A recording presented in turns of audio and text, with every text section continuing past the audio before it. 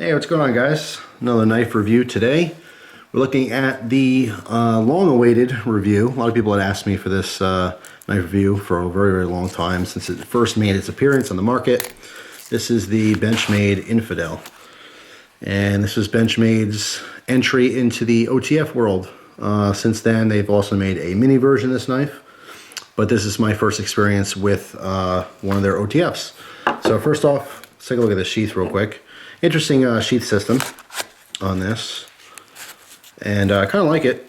Not specifically something we're going to go over a lot of detail about because, I mean, some of you guys are going to use this, some of you won't. But if you are using this, I guess in some kind of a military type situation, you're not going to have it clipped to your pocket. More than likely, you're going to have it somewhere on your gear, you know, or so forth. But I do like this is kind of rear facing. So basically this would be exposed on the back side as opposed to having it like this, you know, where you pull the tab, whatever. It's kind of in the reverse, all right? So this would be, I guess, on your body and you pull this tab up and reveal the knife in the back. But anyway, I don't want to focus too much on the sheath. Let's talk about the knife. So this is the Benchmade Infidel, the large version. This is actually a military/law enforcement version. The 3300BKOD-1101. You remember that? Yeah, probably not. It all does stand for something, obviously, you know, 3300, the model, you know, BK for black, OD. As you can see, it is an OTF, or out the front automatic. It is dual action, all right? So there is a button that not only launches the blade out and locked, but it also retracts the blade, locked in the handle. It's not gonna fall out or anything. All right, so the first thing I'm going to say is obviously you want to be careful of where you live and any kind of restrictions on owning these, possessing them, selling them, crossing state lines, blah, blah, blah. I still think knife laws are ridiculous, but you should still follow them, you know. The only thing we really do to fight against them is, you know, talk to our politicians and hopefully one day someone will have the balls to stand up to that kind of stuff and not just, you know, fight for anything that they're going to gain themselves politically. Unfortunately, most political officials are only about themselves and how far they can get and, you know, what's going to be to their advantage. And unfortunately, the knife people, us, we're the minority. The general public doesn't like knives, especially scary knives like this one. Absolutely ridiculous. But anyway, I don't want to get in a soapbox on politics. A lot of mixed reviews on this. A lot of people did not like this knife when it came out. Now, you have to remember Benchmade, you know, they're entering into this market of OTFs when there's already clearly established companies making fantastic OTF knives, such as Microtech. And I can't make an OTF video without mentioning Microtech because I still think they are the leading company in the world for good quality, American-made, you know, OTF knives, as well as other automatics as well. Probably one of the best OTFs out there is the Halo series. The Halo series from Microtech. All the Halo knives, very, very sought after, very, very cool. There's obviously a plethora of different models that came out over the years. The Scarab is a very cool one. The Ultratechs, you know, there's a slew of them. So anyone in the you know, knife community has been around for a while. You know Microtech knives. You know some of the offerings they have. There's also a lot of different companies out there that did some OTFs. They were very good as well, like ProTech, for example. Trying to think of some other ones off the top of my head. Dalton also makes a very good quality OTF knife, as well as some other automatics. But it's interesting to see Benchmade kind of, you know, step up and produce something to, you know, fit that niche as far as their company is concerned. I mean, obviously they made battle songs very popular. They made all kinds of automatic knives for the military, which are very popular. All their folders are popular with outdoorsmen and the general public, I should say. You know, like their Griptilians and things of that nature. But to put an OTF out there, I think there was a big bar that was already set by other companies. And quite honestly, I think they did a really good job with this. Is it my favorite OTF knife? No. I still prefer Microtech over this Benchmade, but I still think this is a fantastic knife. There's really only one thing about this knife I don't like. I'm sorry, correct that, two things. One thing is physical about the knife, and the other thing is I guess logic, theory, I don't know how you describe it, but this is advertised as a military knife. This is a tactical knife. And I still have to say, and I've had this argument, well, not argument, but I've had this discussion in length with a lot of people over the years, and I still think that you can't beat a fixed blade you know, for tactical purposes, for military purposes. Now, what does that really entail? I think the biggest thing would be defense. Your rifle fails, you go to your pistol. Your pistol fails, you're out of ammunition, you go to your blade. You know, this is something to save your life. I would not want to rely on any automatic knife, especially in OTF, even by a fantastic company like Microtech, Dalton, ProTech, or in this case, Benchmade. These are all fantastic knives, but I don't think they're an ideal knife for tactical situations. And there's many, many reasons as to why. I don't think I have to get into depth with that in this video because, you know, Benchmade saying this is for the military and this is for tactical use doesn't have as much reflection on the knife as actual use on the knife and actual facts about the knife. So what I'm saying is that I can go on and on about how I think this is one of the worst designs for a knife you can have, you know, and for tactical purposes. I mean, I think the most obvious thing is the exposed front. I mean, this is on a sliding system with springs, right? Where are all our soldiers right now? They're in the sand. You think this thing's going to do good on the beach? All right, out in the desert, the sandy desert? I don't think so. I think that's going to fill up with all kinds of crud, and you're going to be, you know, left with a crap knife that's not going to work for you. It's not even going to, you know, function, let alone be a good working knife. Even if you're in a perfect situation where, let's say, the blade comes in and out totally fine, right? Inherently, OTFs are weak knives for stabbing. They're just not a great defensive knife. Yeah, if you have a sharp edge, anything will cut a person, and of course you get stabbed this into a person, that's fine. But given the situation, it's not ideal at all. So I have to lay that out there right away. So you know, saying this is a great military knife, and specifically, I mean, this, you know, law enforcement and military edition, military elite edition, not just the regular military, just the elite. That's a load of crapola, but that's okay. I think that's more marketing than truth. But yeah, I guess if you're a cop in, like, let's say, you know, the drug division, and you want to whip out your knife and be cool and, you know, stick it into a big brick of Coke or something, and, oh yeah, that's Coke. Yeah, that's fine. That's great for the movies, you know, maybe even for real life. But if you want to use this to defend your life, you know, I think you have a disadvantage compared to your options out there. Let's just put it like that. But anyway, all the politics and the titling aside, as a knife, how is it? I actually think this is a very, very well-made, high-end OTF automatic. The one thing I don't like about this knife is the fact that the actuation button is so, there's so much play with it. And I'll explain that in detail in 1 second. That's the negative about this knife. What I do like about this knife, the positive, is that the actuation button is actually on this side of the body. It's orientated how I would like it in an OTF. There's a lot of OTF knives that are on the side, including a lot from Microtech. I like the positioning of this button. I think it's fantastic. This, I think, is where I'd want it. All right. And of course, I could change my grip. The idea behind having it on the side is that, yeah, you're already in your grip. So once it's open, you know, poof, it's open, and you can make your cut or whatever. You don't have to change your grip. But I do actually prefer it on the side here. Not only for comfort when it's in the pocket, because when this is clipped in the pocket, by the way, pocket clip on here is fantastic. Really, really works well. It is a low riding clip. It is a fatter knife towards the butt end here. And again, I talk about this all the time. People neglect to mention the comfort reaching in your pocket. All right. I know a lot of you guys, you have knives, knives clipped to your pocket, but you're still reaching in there and your knife is rubbing on the side of your hand. People neglect to talk about things sticking off the side that are, you know, sharp. Oftentimes I'll have a fantastic knife, and when it's in the pocket, I got to reach in there and like a little flipper or some knurling or, you know, any kind of texturing, corners, jimping, all that kind of crap, that scrapes me up. I reach in my pocket for, you know, the trolley changer or a Zippo or, you know, whatever else I have in my pocket at the time, and my hand's getting rubbed raw from the side of the knife. So I like design-wise how this is. It is the button on basically the face of the handle, let's call it. And I like how the pocket clip is orientated so that the button is actually facing down and not up. All right.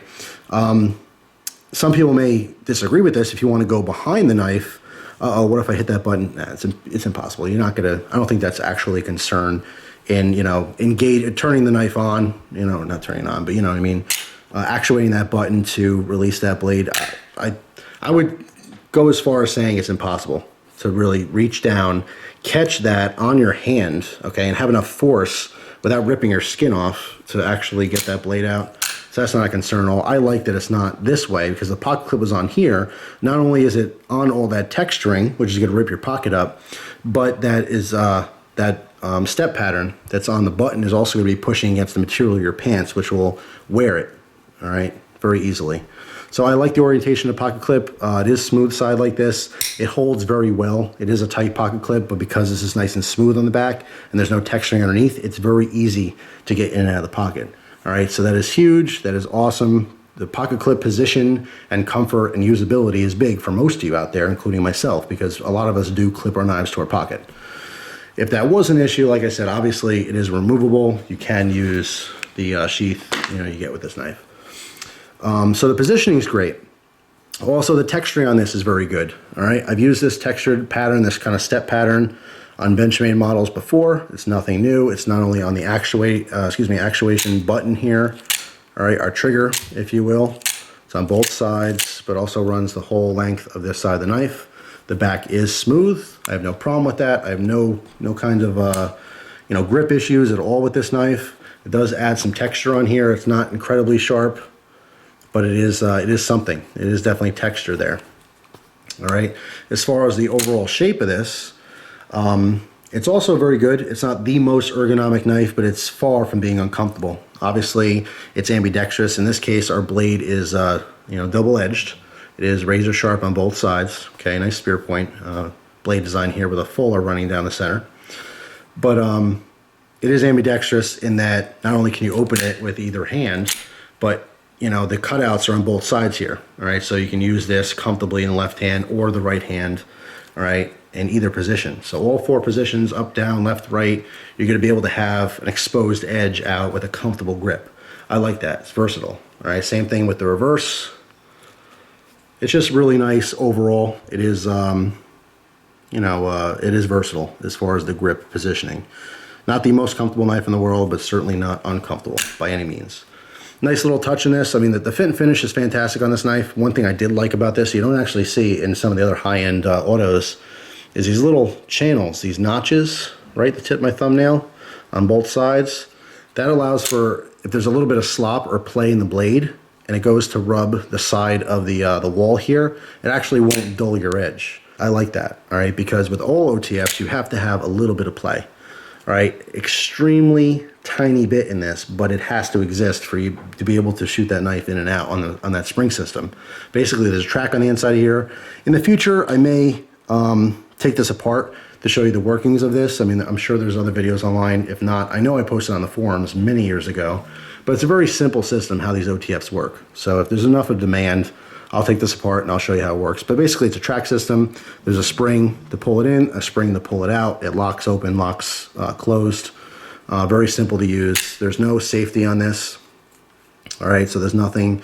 The only real safety in these, OTFs that don't have a safety, basically you have a heavy trigger pull is the best way I can put it. All right, you're not going to easily hit this button and accidentally actuate that blade open.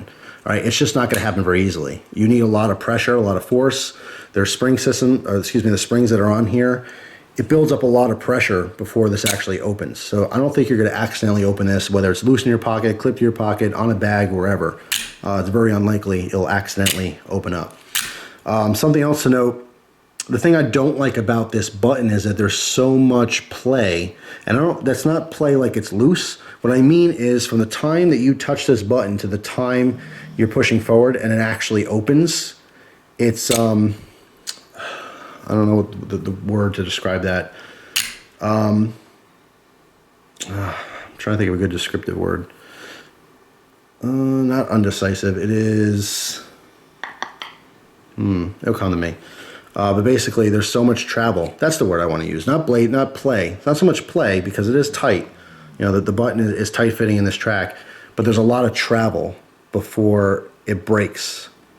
All right, and I don't mean like, oh my God, my knife broke. I mean, it breaks. It's kind of like when a trigger breaks. You're pulling a trigger and there's a lot of, play in it, and all of a sudden you feel it tighten up and then boom, you know what I mean? It's the same deal with this, is that there's a lot of movement, physical movement, all right, before that blade opens. What I don't like about it is that I can't get a great feel for when it's going to go off. Just like how some gun triggers, you don't quite know. Like let's say you take a Glock, for example, you have a lot of play or whatever, and then you feel right before you have resistance, and okay, you've staged the trigger. Now, any more movement and it's gonna go off.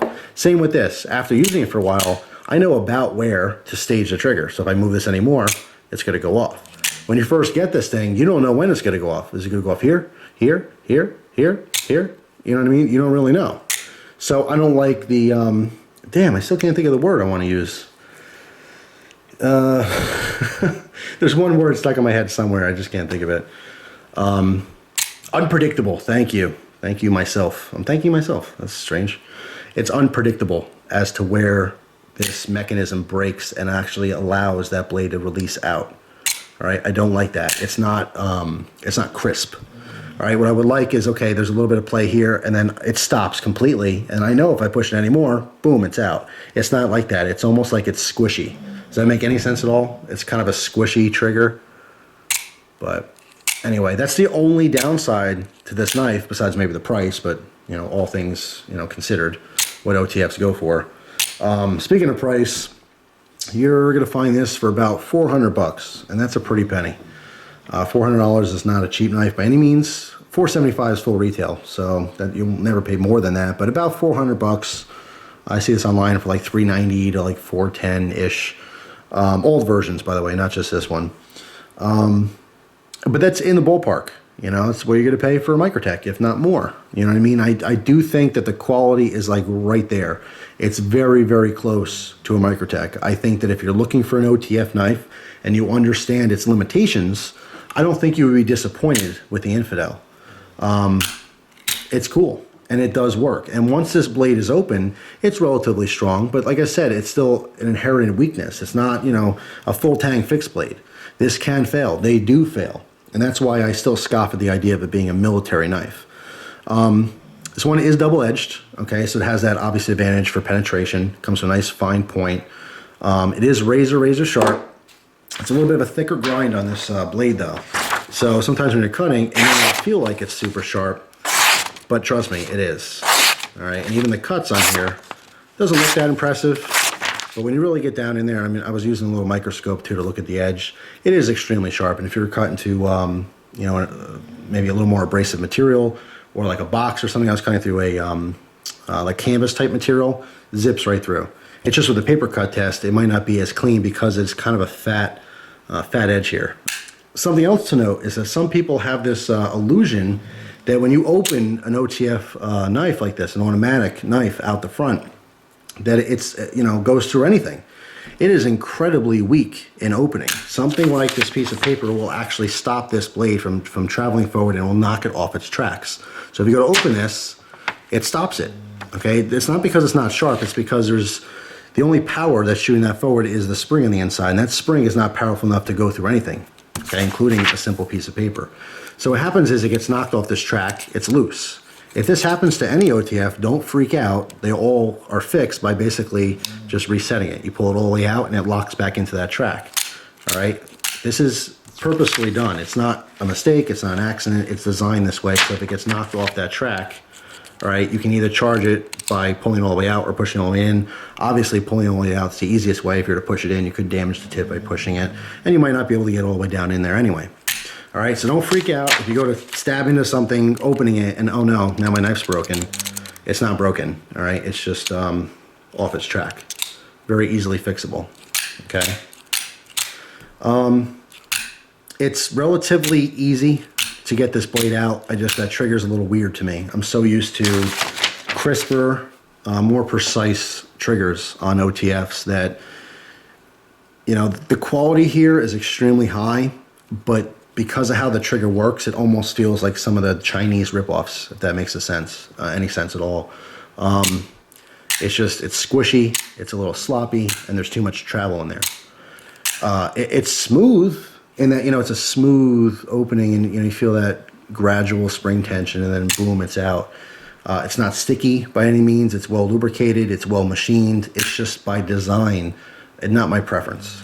All right, as far as specs on this knife, if you are looking to get one to use, it is a very usable knife. Like I said, there's inherent weakness in an OTF design, but all that aside, we have a D2 blade, 3.95 inches, Rockwell 58 to 61, comes extremely sharp. This one is double-edged. You have obvious limitations by having such a slim blade. You do have a wider grind on here. Like I said, it's razor sharp, just when you're cutting certain things, just doesn't quite feel the same as having, you know, a nice wide, lean grind. So, you know, it is what it is. The handle is aluminum. This one is, it's, you know, it says it's OD green. It's not to me at all. This is a very dark foliage green, if anything, to me.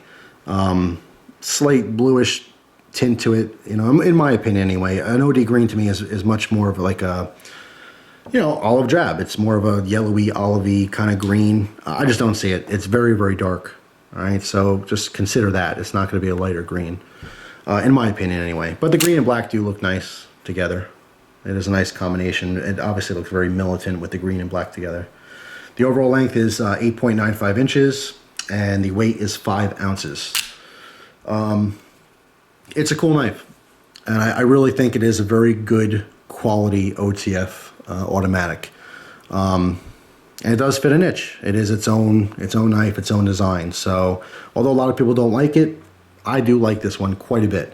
But it is not by any means a good option for military or police, in my opinion. This is a very cool knife. It's a very fun knife for a collection. It's an awesome knife to play around with. It is very much a usable knife. Even for light EDC tasks, I would say the majority of what you're doing for EDC work, you can do with this knife. And you can use it a little bit harder. It just has some limitations by design. So anyway, that's the Benchmade Infidel. Thank you for watching, as always, and I hope you guys enjoy the rest of your day. Take it easy.